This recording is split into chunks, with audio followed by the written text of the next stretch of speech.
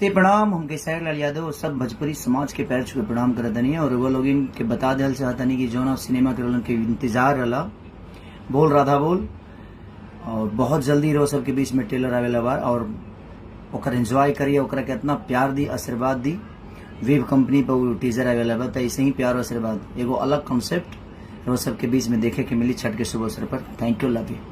नमस्ते प्रणाम। हम खेसारी लाल यादव और सब भोजपुरी समाज के पैर छुए प्रणाम करत तनी और वो लोग के बता देल चाहतनी कि जौना सिनेमा के लोगन के इंतजार रहला बोल राधा बोल और बहुत जल्दी रो सबके बीच में ट्रेलर आवेला बा और ओकर एंजॉय करिए, ओकरा के इतना प्यार दी, आशीर्वाद दी।